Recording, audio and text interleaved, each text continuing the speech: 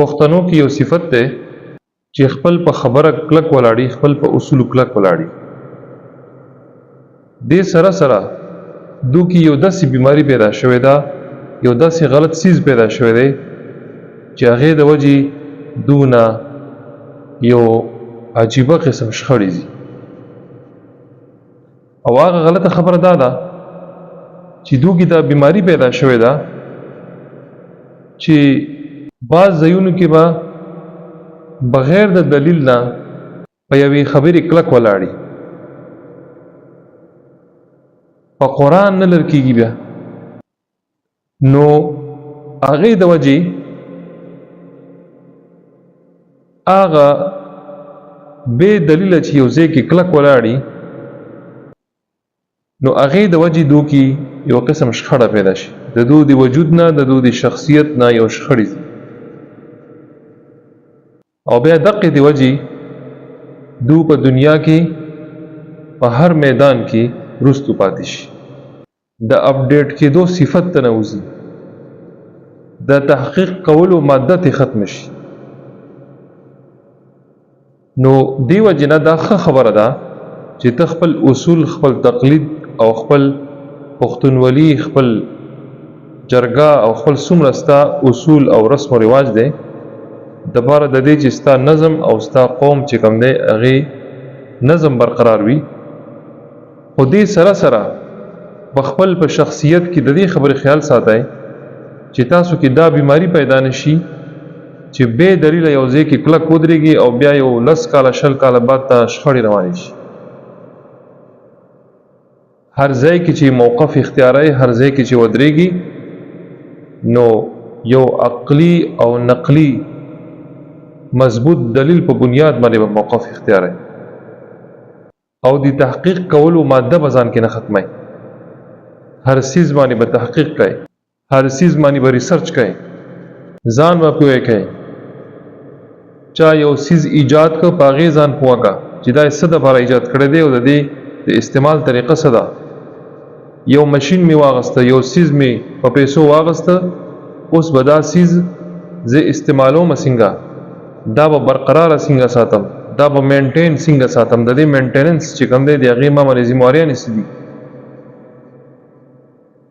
او ما د یو مسله پیدا شله، یو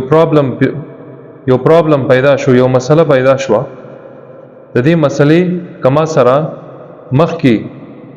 حل نه وي موجوده په تاریخ کې، نو د هغې زه نوی حل راوباسم، ریسرچ وکړم، تحقیق شروع کړم، څه نوی حل وله راوباسم. خو نه وروره نوی حل راوښکل او ځان اپډیټ کول او دلیل لټول، هغې دپاره تحقیق او ریسرچ کول، دا خو ډېر چټ حرام کار دی، دا خو دو سر نه کوي نه. نو دا یو داسې بیماری ما تاسو ته وښوله او داسې یو بیماری تشخیص ما وکړو چې مشرق نه مغرب پورې، شمال نه جنوب پورې ټوټل پښتنو کې دا بیماری پرته ده. ډېر کم کوز خلک پکې داسې وي چې هغه دې بیماری نه بچ وي او د هغې وجه د هغو علم سره او علومو سره شوق او جذبه وي. د دې وجې نه بیا چې یو پښتون اپډیټ کوي، یو سیز حوالې سره اپډیټ کوي، نو څو پورې چې تا دنه کړنګ نه ویستلی، د ده په دماغو کې اپډیټ سیسټم چې کوم دی هغه اکټیو کېږي نه،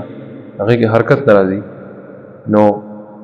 دا داسې یو بیماري تاسو ته ما وښوله چې دا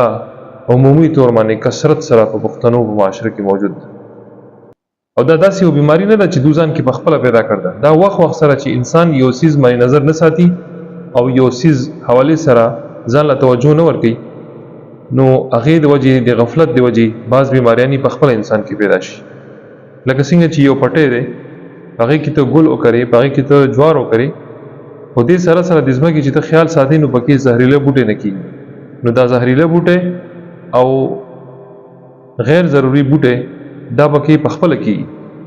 نو په دې پټي کې به او خپل شخصیت کې به ته نکار پیدا کوي. نکار اردو لفظ دی، دې ته وایي ښایست، یو شیز کېدن د چې کوم دی